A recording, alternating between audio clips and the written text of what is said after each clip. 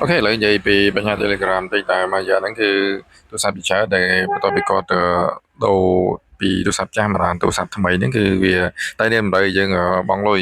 តែពិតដំណោះស្រាយដូចជាគ្មានទេបាក់ទេគឺយើងគ្រាន់តែបង់លុយឲ្យវាទៅនេះគឺជាដំណោះស្រាយមួយដែលលឿនហើយនឹងបច្ចេកវិទ្យាច្រើនព្រោះមុននេះខ្ញុំព្យាយាមរកដំណោះស្រាយដែលគ្រាន់តែវាបែបញ៉ៃពេកឥឡូវនេះបន្ទាប់ពីយើងវាយលេខកូដដើម្បី pay លុយឲ្យវាទៅ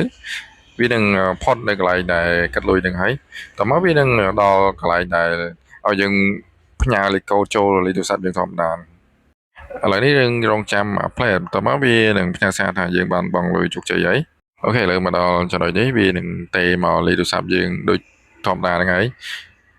ឥឡូវយើងលើកដើម្បីទទួលបានលេខកូដឥឡូវនេះខ្ញុំទទួលបានលេខកូដហ្នឹងហើយហើយវាយចូលក្នុង Telegram ហ្នឹងទៅហើយបញ្ជាក់កន្លែងវាតេនឹងមកបន្តិចព្រោះមួយថ្ងៃវាអាចខលរបស់យើងបានតែម្ដងទេបើសិនជាយើងចុចខុសឬស្ដាប់ខុសគឺរងចាំដល់ថ្ងៃស្អែកហើយអូខេឥឡូវវាជោគជ័យហើយ Telegram យើងបានប្រើធម្មតាដែរនេះគឺជាដំណោះស្រាយដែលលឿនហើយនឹងបច្ចេកវិទ្យាទេខណៈនេះយើងត្រូវការចំណាយលុយព្រោះពីមុនដូចជាមិនត្រូវការចំណាយលុយដែរតែ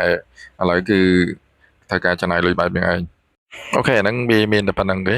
ព្រោះถ้าចឹងទៅលឿនយើងមិនបាច់ទៅរងចាំឬក៏ស្អីច្រើនអូខេប៉ុណ្ណឹងហើយគឺរួចរាល់